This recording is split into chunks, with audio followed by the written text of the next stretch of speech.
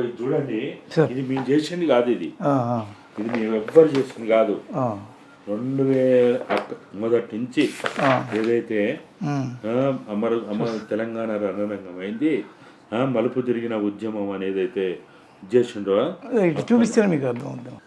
ఇట్లా పేపర్లలో ఏవైతే వచ్చినాయో రోజువారీ పేపర్లలో వచ్చినాయి అన్ని మేము సేకరించి దీని ఆధారంగా మేము ఒక డేటా తయారు చేస్తాం. ఓకే, ఈ లిస్ట్ ఎంత? ఇది మొత్తం కలిపితే జిల్లాల వారీగా మనకు మొత్తం 1385 వచ్చింది. అబ్బా. ఆదిలాబాదు 95, హైదరాబాదు 47, ఆ తర్వాత కరీంనగర్లో అత్యధికంగా 347 మంది బలిదానాలు, ఖమ్మంలో 7 మంది, మహబూబ్ నగర్లో 48 మంది, మెదక్లో 137, నల్గొండలో 130, నిజామాబాద్లో 73, రంగారెడ్డిలో 45, వరంగల్లో ఇంకా పెద్ద సంఖ్యలో 456 మంది, మొత్తం 1385 మంది బలిదానాలు మీరు రిజిస్టర్ చేశారు. దీని ద్వారా మేమేదో కల్పితం కాదు. అవునండి, దానికి తగిన సాక్ష్యాధారాలు ఇక్కడ ఉన్నాయి. మొత్తం వచ్చినాయి. ఇదేదో పేపర్లు మేము కాదు, దీంట్లో ఎక్కువ సంఖ్యలో మేము తీసుకున్నది నమస్తే తెలంగాణ నుంచే.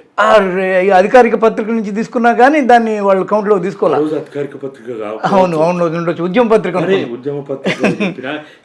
అధికారిక పత్రిక కదా. అవును, దాంట్లో తీసుకున్నాం కదా. మరి మీరు చెప్పిన దాన్ని మీరెందుకు తీసేశారని అంటారు మీరు. అది ఇప్పుడు ఇక్కడ చూడండి, కొన్ని ఊరేగింపులు జరిగినాయి, దాంట్లో హరీష్ రావు ఉన్నాడు, కేటీఆర్ ఉన్నాడు, ముందే టి కోదండరామ్ గారు ఉన్నారు, ఎమ్మెల్యేలు ఉన్నారు, అందరు ఉన్నారు. ఓకే, ఇదొక data.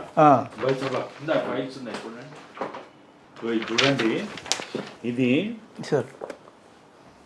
Profile of suicide submitted to the people's tribunal. అప్పుడు ఏదైతే ట్రిబ్యునల్ వచ్చిందో శ్రీకృష్ణ కమిషన్, దానికి ఇచ్చినటువంటి వివరాలు ఇవి. ఓకే, చనిపోయిన వాళ్ళే. ఓకే, దీనిలో వరంగల్ 24, కరీంనగర్ 17, మెదక్ 21, నిజామాబాద్ 5, నల్గొండ 1, ఆదిలాబాద్ 1, నాట్ నోన్ ఒక 4 ప్రొఫైల్స్. ఇవన్నీ ఇది ఈ వివరాలన్నీ ఇప్పుడు అక్కడ వాళ్ళు నమోదు చేస్తున్నారా? డెత్ సర్టిఫికెట్స్ తో సహా.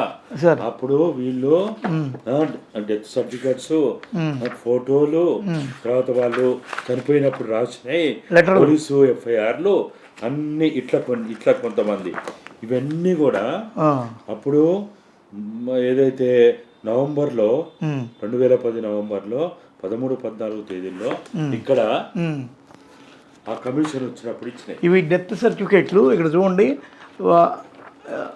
గవర్నమెంట్ ఇచ్చిన FIRలు, ఆ తర్వాత ఆత్మహత్య చేసుకునే ముందు రాసిన లేఖలు, ఇవన్నిటితో ఫోటోలు, ఇవన్నీ డేటా ఇంత చూడండి, ఇంత కలెక్ట్ చేసి పెట్టున్నా కానీ వీళ్ళ పేర్లు వివరాలన్నీ ఇప్పుడు ఆ స్తూపాల మీద రాసి ఉంటారండి.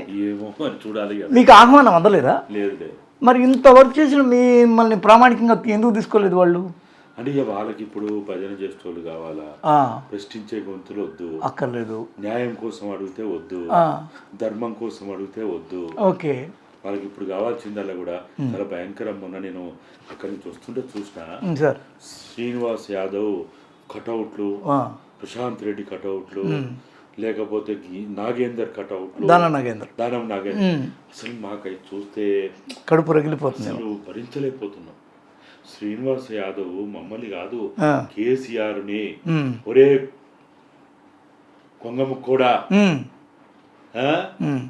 నిన్ను హైదరాబాద్ వీధులలో నీ ముక్కు అరిగేదాకా ముక్కు నేల చేసి రాకించుకుంటూ పోతా అని ప్రకటనలు చేసి తెలంగాణ ఉద్యమకారులని అవమానపరచడం కాదు, రోడ్ల మీద ఉరుకుతుంటే ఆయనే లాఠీ తీసుకొని కొట్టి, ఆయన అనుచరులు కొట్టి, చివరికి పట్టుకొని పోలీసులకు అప్పగించి కేసులు పెట్టించినటువంటి దుర్మార్గులు, తెలంగాణ ద్రోవులు.